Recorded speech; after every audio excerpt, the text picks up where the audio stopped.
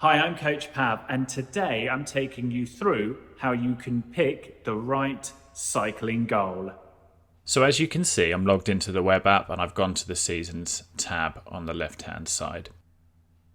The selections are the same on mobile if you're using mobile, but I'm just going to take you through the cycling goals one by one, just to help you get an understanding of which one to pick. As you can see, there's quite a few different variations of very similar goals. So we've got some road-specific, time trial-specific, racy ones, gravel, mountain bike, long-distance ultra cycling, cyclocross, and then some multi-day stuff as well. If we consider the first thing would be the type of terrain that you're riding on. That's going to be the biggest factor in determining your goal. So if you're doing road, it's probably going to fall into somewhere around the 100 kilometer, 100 miles Gran Fondo. If it's your first ever century, or you're just riding a century for fun, I would select this one. It's just a little bit less intense. While these ones aren't necessarily a road race, they are obviously a little bit more geared towards, I don't want to say serious cyclists, but cyclists who are taking on more of a challenging event. That said, if you are brand new to cycling, you could still follow these with enough time between now and your event. These would still be great options for your first 100 kilometer or 100 miles. Similarly, if you are looking to win podium age group, this would still be great for you. What the AI does is it's going to look at you and where you are right now and look to push you to be the best version of yourself. Just to give some colour to that, if we look at my own season, the progression I've had, here's my goal. It's the Gravel Ultra. This little dotted line is actually where we reckon, or where we recommend, the fitness you should have for that. So I've well surpassed this. The little yellow line is today. And actually, Hugo's going to continue to push on. So in this respect, you can see that actually maybe if I'd started at even lower, I might just be making it.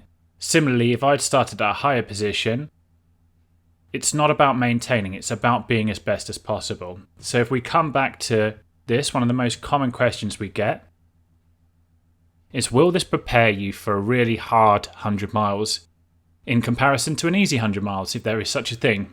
But I guess we could say that a flat 100 miles is probably a little bit easier than a very, very hilly mountainous 100 miles. And yes, because essentially what the AI, what Hugo is going to do, is look at where you're at and look to get you to be the best version of yourself and not just settle for completing.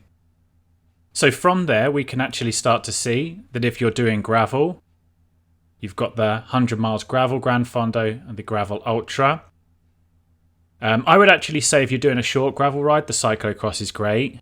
Obviously, there is an opportunity there to, instead of doing things on a cyclocross bike, doing a gravel bike, very similar but slightly different.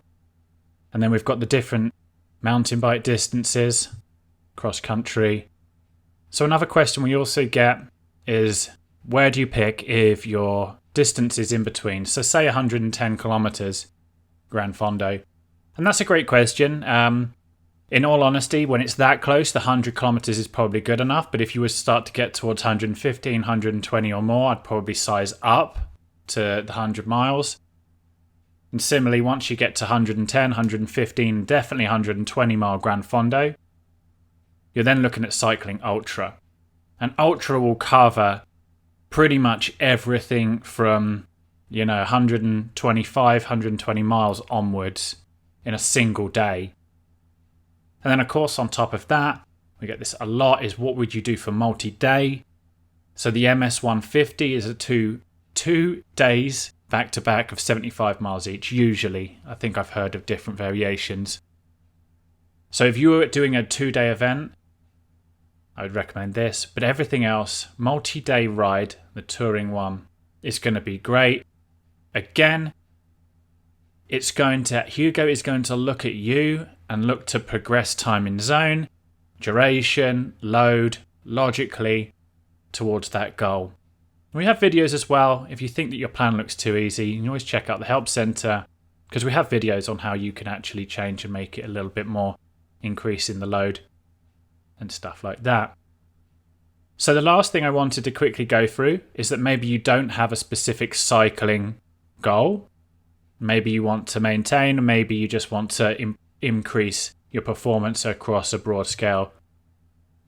We actually have fitness goals, and here you can come down. Got maintain fitness, off-season endurance, power builder, and weight loss. These will look to just be a general improvement of your performance metrics. Weight loss focuses, obviously, on spending the most amount of time burning the most amount of calories. Power builders are going to look at, developing threshold and stuff like that.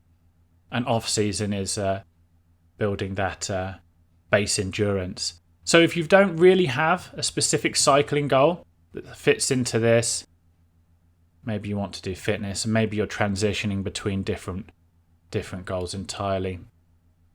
So I hope this has answered your questions around which cycling goal to select. Like I said earlier, we have tons of different videos which you can look through to change and adapt and optimize your plan. But of course, if you do have any further questions, please do send us a message.